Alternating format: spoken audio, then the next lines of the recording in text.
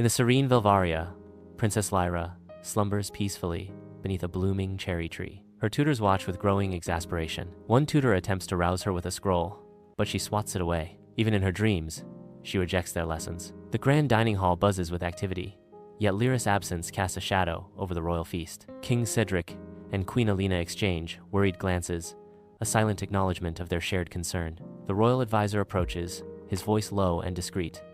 Lyra claimed a stomachache and is in bed. Lyra lies in bed, lost in a paperback romance, a bag of snacks her only companion. She sighs, completely absorbed, as sounds of the state dinner fade into background noise. In the heart of the royal library, advisors gather, their faces reflecting growing anxiety as they seek guidance from time-worn texts. Dim light casts long shadows across the room, illuminating the dust motes that dance around them as they urgently seek answers. Fingers trace faded inscriptions on brittle parchment, a desperate attempt to decipher the secrets hidden within. The prophecy echoes through the chamber, a grim warning of impending doom.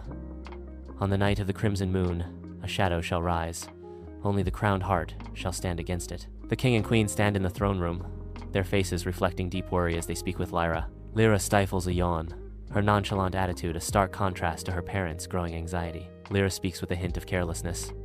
Maybe the shadow will just go back to sleep. The king and queen exchange a look of growing concern, their worries deepening. A sinister mist descends upon Velvaria, its tendrils wrapping around the ancient cobblestone streets and infiltrating the time-worn stone buildings. From the surrounding woods, grotesque, shadowy figures materialize, their shapes obscured by the dense fog. The crimson moon looms overhead, casting an ominous light across the kingdom, saturating the land in hues of blood red and profound darkness. Finn, a stable boy, desperately defends the palace against shadow wolves. Lyra is a small lump beneath her colorful blankets. Her body trembles slightly, a silent testament to the turmoil within. Muffled sounds of fighting echo from somewhere outside the room, fueling her fear. The realization of Finn risking his life ignites a spark within her, a newfound resolve. In the silent armory, Lyra struggles with oversized armor, each clang a stark echo of her determination. The heavy metal dwarfs her small frame, a weighty symbol of the battle ahead. Strands of hair escape her messy bun, framing a face where fear and resolve clash.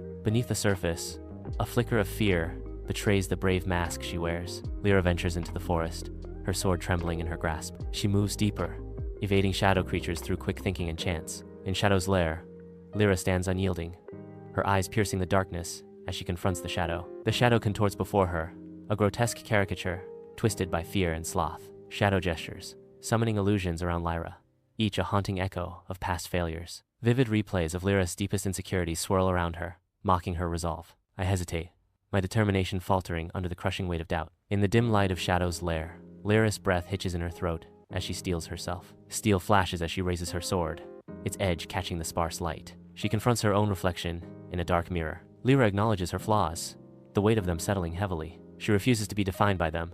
In the heart of the lair, the shadow begins to dissipate, fading into nothingness. Lyra is filled with resolve. The lair succumbs to chaos, its structure crumbling around her. A sea of mist rises, unveiling the kingdom of Velvaria. The kingdom awakens to a new dawn, its people rising to greet the light. The sun ascends, casting its golden rays over Velvaria, banishing the shadows of the night. Lyra sits at the head of the table, facing the council members. She calmly delivers her suggestions, each word measured and precise. A ripple of murmurs spreads through the room, a mix of surprise and growing respect. The council members regard Lyra, their expressions shifting from curiosity to impressed consideration.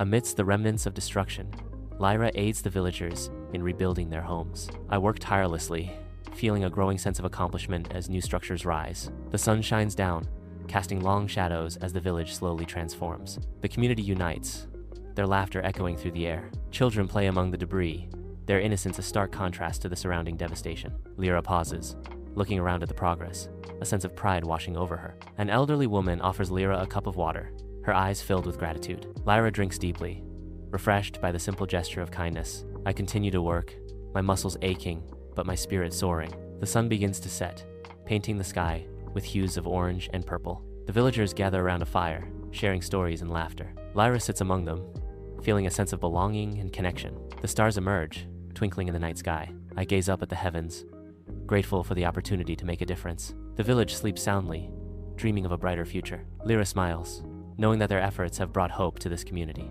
Lyra trains with the knights, her determination evident in every move. Her movements are clumsy, yet her spirit remains unbroken. Finn watches Lyra, his smile reflecting his pride. She stumbles, but her resolve remains unshaken. Lyra adjusts her grip, pushing forward with renewed strength. Finn nods approvingly, his smile widening as he observes. She advances, her footwork becoming more confident. Lyra parries an attack, deflecting the blow with her sword. Finn claps his hands together, his encouragement echoing through the training grounds. She presses on, her eyes focused on her opponent. Her determination hardens, fueling her every move. Finn's pride swells as he witnesses Lyra's growth. Lyra anticipates her opponent's move, preparing to counter. She lunges forward, her sword aimed at her target. Lyra falters, but quickly recovers, her spirit unyielding. Finn nods, his smile a beacon of support. In the quiet of her bedroom, Lyra relaxes with strawberry tarts, lost in the pages of a novel. With a sigh, she sets the novel aside, her thoughts shifting to matters of state. She reaches for a scroll on diplomacy, a thoughtful expression settling over her features. Lyra faces the Velvarian citizens, her posture radiating both sincerity and assurance. The sun stretches shadows across the square as Lyra's voice rises above the crowd's unrest. A citizen cries out, "The world is too hard." Lyra's voice rings out with conviction. "If a lazy girl like me can save a kingdom, what's stopping you?"